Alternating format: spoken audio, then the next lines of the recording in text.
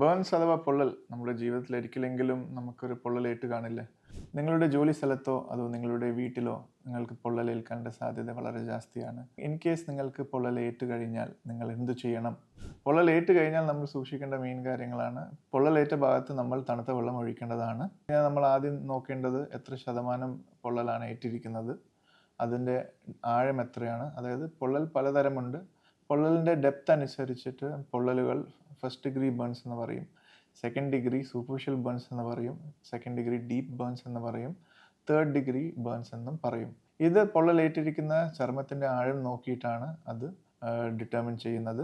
പൊള്ളലേറ്റ ഉടനെ തന്നെ ഒരു പ്ലാസ്റ്റിക് സർജറി ഡോക്ടറെ കാണിക്കേണ്ടതാണ്. എന്തുകൊണ്ട് നമ്മൾ പ്ലാസ്റ്റിക് സർജനെ കാണിക്കണമെന്ന് ചോദിച്ചു കഴിഞ്ഞാൽ, പ്ലാസ്റ്റിക് സർജറി വിഭാഗത്തിലാണ് നമ്മൾ പൊള്ളൽ ട്രീറ്റ്മെൻറ്റ് ചെയ്യുന്നത്. പ്ലാസ്റ്റിക് സർജൻ എപ്പോഴും ഒരു ബേൺസ് വന്നു കഴിഞ്ഞാൽ അതിൻ്റെ സയൻറ്റിഫിക് ആയിട്ടുള്ള രീതിയിൽ അതിനെ നമ്മൾ കൈകാര്യം ചെയ്യുന്നത്.